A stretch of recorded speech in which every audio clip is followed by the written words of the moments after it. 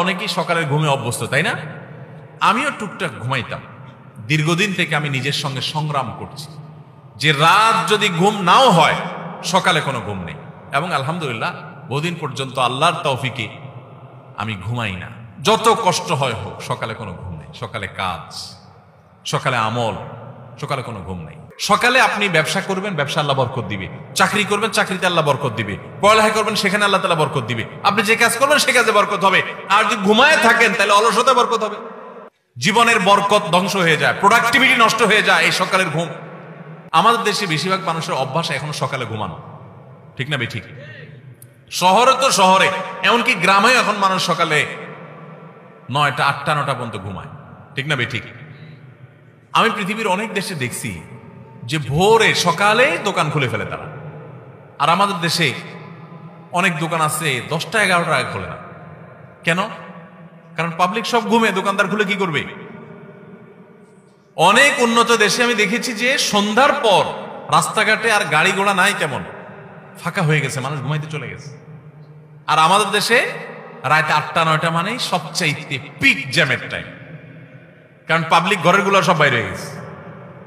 আর ভোরবেলা ফজরের পর রাস্তা ফাঁকা ফাঁকা, কারণ সব নাকটাই না ঘুমাইতেছে। ভাইরা আমার, মনে হবে খুব ছোট্ট ইস্যু, ছোট ইস্যু না, অনেক বড় ইস্যু। জীবনের বরকত ধ্বংস হয়ে যায়, প্রোডাক্টিভিটি নষ্ট হয়ে যায় এই সকালের ঘুম। হেফজখানার ছাত্ররা তাদের দ্বিতীয় সিক্রেট হলো তারা সকালে কাজ করে। নবী সাল্লাল্লাহু আলাইহি ওয়াসাল্লাম দোয়া করেছেন, আল্লাহুম্মা বারিক লি উম্মতি ফি বুকুরিহা, আল্লাহ আমার উম্মতের জন্য ভোরের সময়টাতে আপনি বরকত দান করেন। নবীজি দোয়া করে গেছেন, সকালে আপনি ব্যবসা করবেন, ব্যবসা আল্লাহ বরকত দিবে। চাকরি করবেন, চাকরিতে আল্লাহ বরকত দিবে। পড়ালেখা করবেন, সেখানে আল্লাহ তাআলা বরকত দিবে। আপনি যে কাজ করবেন সে কাজে বরকত হবে। আর যদি ঘুমায় থাকেন তাহলে অলসতা বরকত হবে, মানে অলসতা বেশি হবে। ভাইরা আমার, তাহলে হেফজখানার ছাত্ররা দেখেন ভোর রাতে উঠে যায় এবং পড়ালেখা করে। আমরা অনেকেই সকালের ঘুমে অভ্যস্ত, তাই না? আমিও টুকটাক ঘুমাইতাম। দীর্ঘদিন থেকে আমি নিজের সঙ্গে সংগ্রাম করছি যে রাত যদি ঘুম নাও হয়, সকালে কোনো ঘুম নেই। এবং আলহামদুলিল্লাহ বহুদিন পর্যন্ত আল্লাহর তৌফিকে আমি ঘুমাই না। যত কষ্ট হয় হোক, সকালে কোনো ঘুম নেই। সকালে কাজ, সকালে আমল, সকালে কোনো ঘুম নেই। বাংলাদেশের একটা ব্যাপক ব্যাধি এটা যে আজকে আমাদের ঘরে ঘরে মানুষ গভীর রাত পর্যন্ত কোনো কাজ নাই, অযথা বসে বসে 12টা 1টা পর্যন্ত মোবাইল টিপবে, ঠিক না বেঠিক? শুয়ে শুয়ে 1 ঘন্টা টিপবে।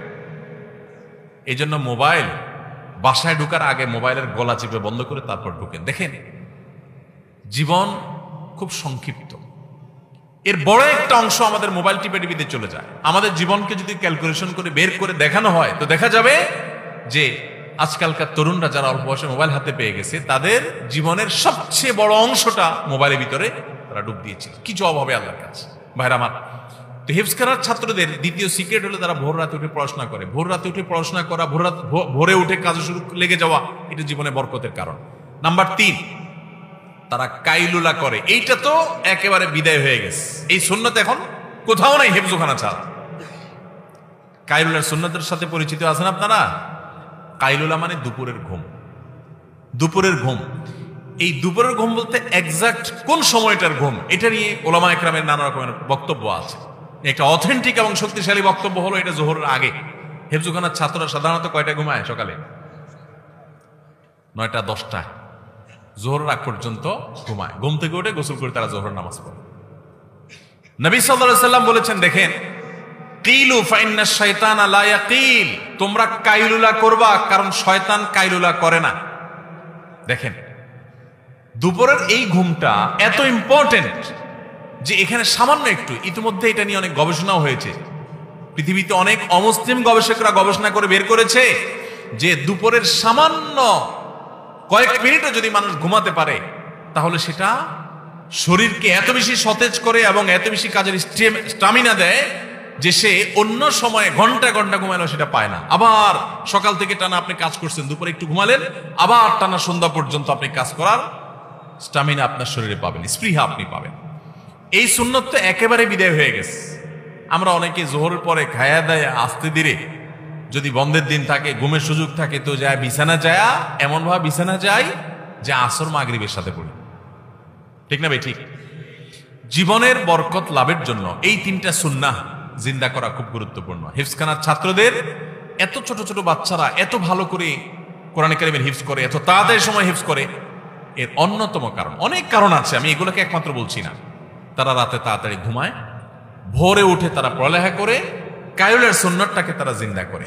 এর পাশাপাশি আরো তো অন্যান্য বিষয় আছেই। আল্লাহ তাআলা আমাদের সবাইকে এই সুন্নাহগুলো মেনে চলার তৌফিক দান করুন। সবাই চেষ্টা করবো তো ইনশাআল্লাহ। আমার অবাক লাগে যখন দেখি অমুসলিম দেশগুলোতে সন্ধ্যার পরে মানুষ ঘুমায় পড়ে।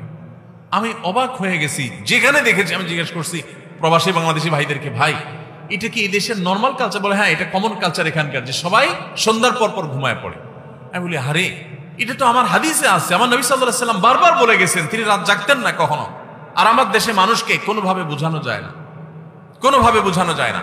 শুধু আমার দেশ হলো একটা কথা, যত মুসলিম দেশ আছে বিশেষ করে মিডিল ইস্টের মানুষ তো আরো ভয়াবহ, তাদের রাত হয় রাত 12টা-1টার পর, আর আমার দেশে মানুষের রাত হয় রাত 9টার পর, ঠিক না? অফিস আদালত থেকে আইসা, দোকানপাট বন্ধ করে আইসা, কাজকাম করে আইসা বাসায় জামা কাপড় খুলা, এশার নামাজটাকে যারা নামাজ পড়েন তারা বোঝা মনে করেন নামাজ পড়ে ফেলছেন, ঝামেলা শেষ। এবার সোফার রুমে, আপনার ড্রয়িং রুমে সোফাতে একদম প্যাটের শরীর ঝাইড়া দিয়া বৈশা, পুরা ফ্যামিলির লোকজন বৈশা এখন আড্ডা জমে, বিসমিল্লাহ হয়। রাত 10টার পরে আড্ডার কি হয়? বিসমিল্লাহ হয়। এরপরে 11টা-12টার দিকে আস্তে আস্তে বিছানা যাও, তাও ওই আধা হাত একটা মোবাইল সাথে থাকে। এবার ওইটা আবার আধা ঘন্টা 1 ঘন্টা টিকতে থাকে। ভাইরা আমার, জিন্দিগির বরকত নষ্ট হওয়ার জন্য যথেষ্ট। আমি আলহামদুলিল্লাহ আপনাদেরকে আনন্দের সংবাদ শুনাই। আমার বাসার মধ্যে যখন থাকি আমরা, রাত 10টার মধ্যে ঘুম শেষ, সবাই রাত 10টার ভিতরে ঘুমায় যাবে। এই প্রতিজ্ঞাকে বাস্তবায়ন করার জন্য প্রতি মুহূর্তে আমরা চেষ্টা করে যাচ্ছি এবং আলহামদুলিল্লাহ বেশিরভাগ ক্ষেত্রে আমরা সফল। আর সকালে কোনো ঘুম নাই। সকালে যে ছাত্র সে পড়ালেখা চলে যাবে, যে কর্মজীবী তার কাজ শুরু করবে, মা তার ঘরের কাজ শুরু করবে, সবাই তার কাজে লেগে যাবে। রাতে তাড়াতাড়ি ঘুমাবে। রাতের ঘুমটা স্বাস্থ্যের জন্য দরকারি। আপনি মনে করেন কিরে ভাই, হুজুর ঘুমের ওয়াজ করতে আসছে, এই